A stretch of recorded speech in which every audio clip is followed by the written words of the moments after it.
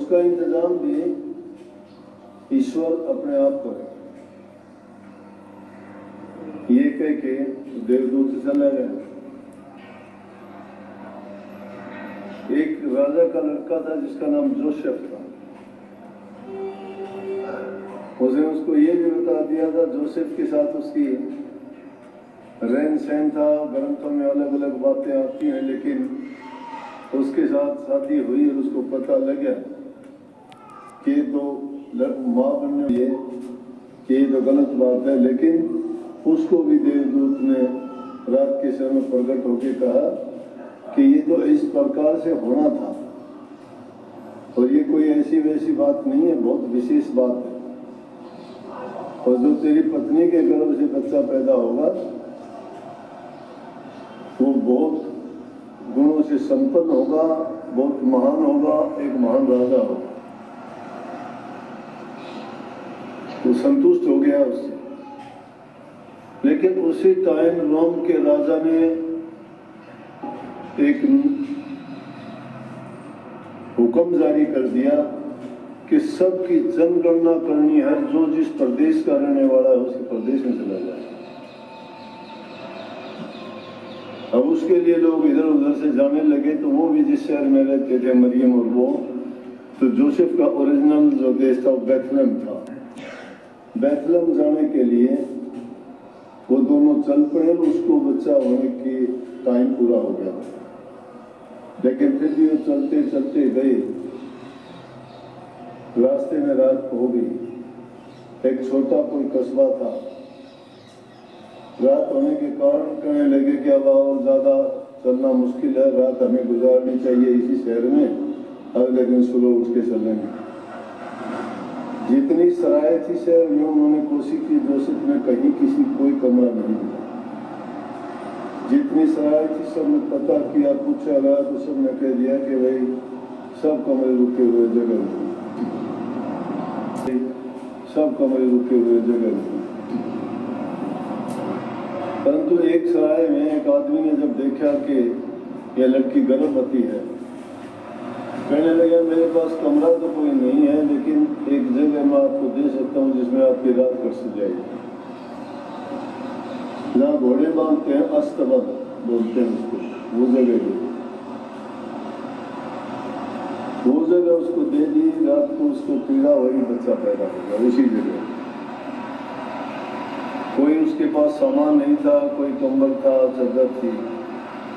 घोड़ों के लिए जो घास डाली गई थी उसी घास पे उसको लेकर के वही घास उठा के ईसा मसीह को जरा वहां रखा गया। लेकिन उसी रात रोम में ही गडरी भेड़ बकरियां चराने वाले थे। रात के समय में जब वो बैठे हुए थे, कुछ पहरा दे रहे थे भेड़ बकरियों का, तो चरवाहे जब बैठे थे तो उसी टाइम आकाश में एक बहुत अजीब प्रकार का प्रकाश हुआ और वहां भी तो देवदूत आया। तो देख के चरवाहे खड़े हो गए, भयभीत हुए, आपस में बात की, कहने लगे कि ऐसा प्रकाश ऐसा हमने कभी देखा नहीं। हम खुले में भी रहे हैं, जंगलों में भी रहे हैं, शहरों में भी रहे हैं, गांव में रहे हैं, लेकिन ये तो आज का विचित्र नजारा है कि आकाश में इतना प्रकाश कभी देखा ही नहीं। लेकिन देवदूत आया, कहने लगा घबराने की बात नहीं है, मैं तुम्हें ये बताने के लिए आया हूं कि उस शहर में जो तुम्हें जीवन जीने की कला सिखाएगा, तुम्हारे दुख दर्द तकलीफों को मिटेगा और तुम्हारे जीवन को खुशियों से भर देगा, ऐसा एक फरिश्ता पैदा हो चुका है और वो परमात्मा रूप है। उस शहर में जाके देखो, वो एक घोड़े के अस्तबल में मिलेंगे जोसेफ, मरियम और उनका वो बेटा यीशु। घूमे, लेकिन क्योंकि उन्होंने इशारा किया था कि ऐसी जगह मिलेंगे, बोले कि उन्होंने फैसला किया जब हमें इस प्रकार का दृष्टांत हुआ है तो हमें मिले भी जरूर। खोजते खोजते पहुंच गए वहां पे। उन्होंने सलाम किया और उनको बताया उसके माँ बाप को कि हमें इस तरह से देवदूत ने बताया है कि यहाँ जो लड़का पैदा हुआ है ये कोई आम बच्चा नहीं है। और वो बड़े उनको उपहार जो दे सकते थे दे के वापिस चले गए। इसी प्रकार से रोम के कुछ दूसरे लोगों को भी जो सफर पे जा रहे थे उनको भी आकाश में एक तारा चमकता हुआ दिखाई दिया। बुजुर्ग आदमी थे। आज भी हमारे दंत कथाओं में ऐसे जिक्र आते हैं ना, कोई आकाश में कोई पिंड टूटता है और उसको इधर से ही जाता हुआ दिखाई देता है तो हम कहते हैं कि ले भाई कोई महान आदमी गुजरा होगा, ये सितारा टूटा है। तो उसी प्रकार से उनके अनुभव थे, कहने लगे कि आकाश में आज अजीब प्रकार का एक सितारा दिखाई दे रहा है, ये कोई न कोई विशेष बात का इशारा करता है। चलो इसके पीछे पीछे चलते हैं। जिस तरफ वो तारा आकाश में दिखाई दिया वो राहगीर थे उसी ओर से बोलिए और वो भी चलते चलते वहीं पहुंचे। वो कहने लगे क्योंकि ये इस बात का इशारा करता है कि हाँ हमें इसी ओर चलना चाहिए और ढूंढने से हमें पता भी मिल जाएगा। तो जब वो गए और उन्होंने देखा उस बच्चे को देख के बहुत ही सुंदर था और देख के उन्होंने भी उनको उपहार दिए, मिले, देखे और उनको बताया। तो इस प्रकार से कहते हैं कि ईसा मसीह का जन्म हुआ। तो लोगों ने इस दिन को महान दिन माना और ईसा मसीह ने मानव कल्याण के लिए, हित के लिए, वो कहते थे मैं परमात्मा के द्वारा भेजा गया उनका पुत्र हूं। ईश्वर मेरा पिता है, मैं उसका पुत्र हूं। यहूदी लोग उससे जड़ते थे। यहूदियों ने इस बात को स्वीकार नहीं किया। जिस प्रकार से हम जिनको निंदक कह देते हैं उसी प्रकार से वो भी एक प्रकार के निंदक हो गए और कहने लगे ये तो गलत बात बोलता है, ये खुदा कैसे हो सकता है। और कई इशारों में ईसा मसीह ने ऐसे संबोधन करके भी बताया कि मैं ईश्वर हूँ, मैं उसका पुत्र हूँ, उसी का संदेश लेके मैं आया हूँ। न मेरे जीव हैं उनको मैं जानता हूँ, सबका उनका कल्याण करने के लिए, उनके दुखों को हरने के लिए यहाँ प्रकट हुआ। तो उन यहूदियों को इस बात से बड़ा दुख लगा क्योंकि वो कहते थे कि इंसान खुदा कैसे हो सकता है, इंसान भगवान नहीं हो सकता। यदि इंसान है कहता है भगवान हो। तो उन्होंने ईर्ष्या में उनको कई बार पत्थर भी मारे, लेकिन ईसा मसीह ने उनको प्रेम का संदेश दिया, भाईचारे का पाठ पढ़ाया और ये कहा दुनिया में आपस में हम अगर प्रेम से रहते हैं, एक परमात्मा की संतान है और हमें आपस में मिलजुल के रहना चाहिए, प्यार से रहना चाहिए, एक दूसरे की सहायता करनी चाहिए। और ऐसा अगर हम करते हैं तो समझो कि हम ईश्वर को खुश करते हैं, उसी की पूजा करते हैं, उसी के लिए काम करते हैं। और इन्हीं शिक्षाओं का प्रचार और प्रसार किया, प्रेम का पाठ पढ़ाया, भाईचारे का संदेश दिया और उस संदेश के कारण उनके मत में ना कोई जाति पाति, ना कोई छोटा बड़ा, ना कोई ऊंच नीच, ना कोई गरीब अमीर, किसी प्रकार का भेद नहीं रखा जाता। प्रेम का पाठ पढ़ाया जाता है और वो मत आज पूरे संसार में लगभग फैल गया, उसके बराबर कोई नहीं है। और अब उनकी शिक्षाओं का प्रचार और प्रसार करने वाले अनेक आप जैसे हमारे जैसे लोग हैं। लोग चमत्कार देखना पसंद करते हैं, उन्होंने अनेक चमत्कार भी दिखाए। जैसा कहते थे मुख्य रूप से जब यहूदियों ने उनको नहीं माना तो सबसे पहले उनको यही एक कहते हैं कि जिस आदमी को लकवा मार गया था उसको लेके आए कि अगर तू कहता है मैं खुदा हूं तो ठीक कर। और उसने कहा कि तेरे सब पाप धुल चुके, चल खड़ा हो जा। और अपनी चारपाई उठा और जा, तो कहते हैं देखते ही देखते जिसको लकवा मार गया था वो खड़ा हुआ और अपनी खाट उठाई और उछल दिया। फिर भी यहूदी लोगों ने इस बात पर इतबार नहीं किया। तो अनेकों प्रकार ऐसी बातें, कुछ बातें हुई, कुछ बातें जोड़ दी गई, अतिशोक्ति हर जगह चलती है। लेकिन अच्छाई के लिए अगर कुछ अच्छा कह भी दिया जाए तो बुरा नहीं है, क्योंकि बुरे इंसानों को भी नेक रास्ते पर लगाने के लिए अगर नेक अच्छी प्रेम की शिक्षा, उपदेश और अच्छा आचरण करने के लिए उन्हें प्रेरित किया जाता है, तो समझो कि वो नेक काम है और उस नेक काम से कितना लोगों को फायदा होता है।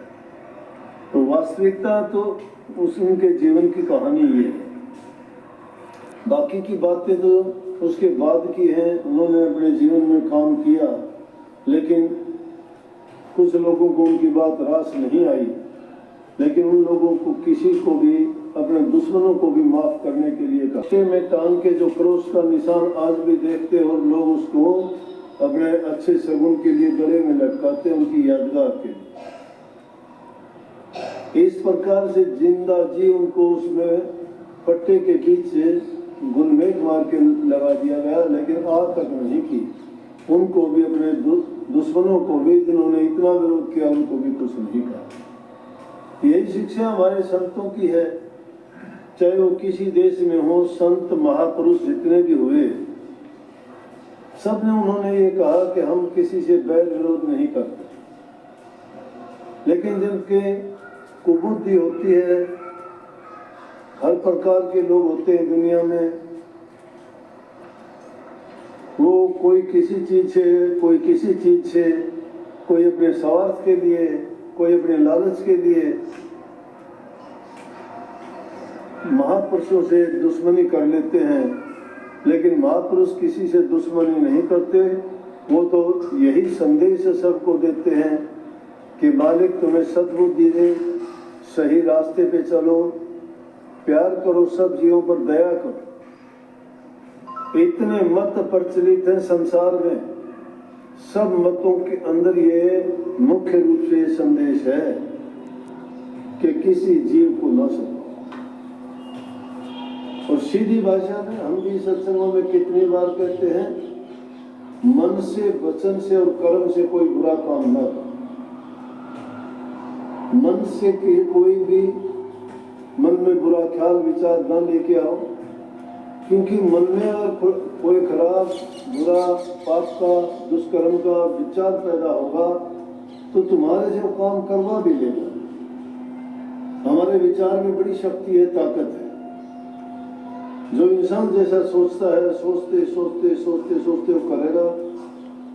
तो संत जो नाम, उपदेश, मंत्र देते हैं, उसके बारे में यही तो बात कहते हैं कि जो तुम्हें मंत्र दिया गया तुम उसका उच्चारण क्यों नहीं करते, उसको अपने मन में रख के उसका सुमन करो। बार बार बार बार बार बार जब सुमन करते जाओगे, वो सुमन तुम्हारा जब पक्का हो जाएगा तो तुम्हें उसके गुण, उसके फायदे और जो अच्छी चीज है वही लाभ मिलेगा। ये मन का। तो इसलिए मन में अगर कोई बुरा ख्याल तुमने सोच लिया, पाप कर्म करने का सोच लिया, पाप करोगे। पाप किस चीज से करोगे? पाप करने के लिए मन तो नहीं जाता, तुम्हारे पैर जाएंगे चल के। पैर पाप नहीं कर सकते, हाथों से करवाएंगे, हाथ करेंगे पाप कर्म। लेकिन जब पाप कर्म को कर दोगे तो सजा मिलेगी, वो शरीर को मिलेगी, और शरीर को सजा मिलेगी तो दुख मन को ही होगा ना। कर्म तो मन ने किया, मन को ही सजा मिल गई, आके वापिस किया कुछ भी था। तो इसलिए इस मन को काबू में रखने के लिए मन के अंदर अच्छे विचार, अच्छा संकल्प, अच्छे ख्याल रखो। जब तुम्हारे ख्याल विचार अच्छे हैं तो आप अच्छे बनोगे। कुछ भी कहता रहे कोई, जो कहने वाला है वो अपने विचार प्रकट करता है, तुम्हारे नहीं करता। वो तुम्हारे नहीं करता, वो अपने दिल की बात बता के जाता है। तुम्हारे अंदर तो तुम्हारा ख्याल है, वो अपने ख्याल की कहता है। ख्याल किसी को मजबूर नहीं कर सकता कि तुम ये ख्याल कर या तू ये सोच, नहीं। उस ख्याल की महत्ता बताओ उस जीव को कि ऐसा करने से तुझे ये लाभ मिलेगा, ऐसा करने से तू पाप कर्म से बचेगा, इस कर्म के करने से तुझे उसका ये परिणाम होगा। और जब इस बात को कोई समझ जाएगा तो वो अपने मन से कोई बुरा नहीं कर सकता, मन में बुरा ख्याल नहीं जाएगा। वचन से है वाणी का मतलब, वाणी से बुरा ना बोलो। तुम्हारे दिल के अंदर जो बात होगी वो जुबान पे आएगी, दिल की बात जुबान पे आएगी। इंसान का दिमाग में बहुत बड़ी जगह है। देखो जन्म से लेके आज तक की कितनी बातें उसमें टाइप करके रखी हैं, बहुत बड़ा स्टोर है इसमें। जीबी का मतलब नहीं अनंत, जीबी बढ़ती नहीं इसकी, सब की सब टेप होती है, भली भी, बुरी भी, अच्छी भी, नई भी, पुरानी भी, सब भरी है इसमें। किसने कब क्या कहा था, बड़ी शार्प मेमोरी है उनकी, निकलती है वो। इसलिए जैसी चीजें भर रखी हैं तो जुबान में तो आएंगी, जरूर आएगी। जब ज्यादा किसी चीज को उबालते हो तो उबलते उबलते बर्तनों के किनारों पर से भी बह जाती है बाद में वो। हर चीज की सीमा होती है, सीमा में रहना, सीमा में अपने ख्याल विचार और सीमा में रह के काम करना ही आदमी को लाभकर होता है। तो कभी भी किसी को बुरा ना बोलो, जबान से बुरा मत बोलो, जबान से हमेशा मीठा बोलो। किसी को अपना बनाने के लिए जबान में अपनापन, दया, प्रेम, सहानुभूति हो। दाम नहीं लगते अच्छा बोलने में, कोई ज्यादा शक्ति खर्च नहीं होती उसमें, बल्कि तुम्हारी शक्ति ज्यादा खर्च होती कटु वचन से। कटु वचन में गुस्सा आएगा, क्रोध आएगा, खुद भी जलोगे, दूसरों को भी जला दोगे। मीठा दूसरा बोलता है हंस के टाल दो। कबीर साहब ने बहुत खूब कही है, कहते को कह जान दे गुरु की सीख तू ले, कहते को कह जान दे सीख गुरु की ले, साके दजन और को करा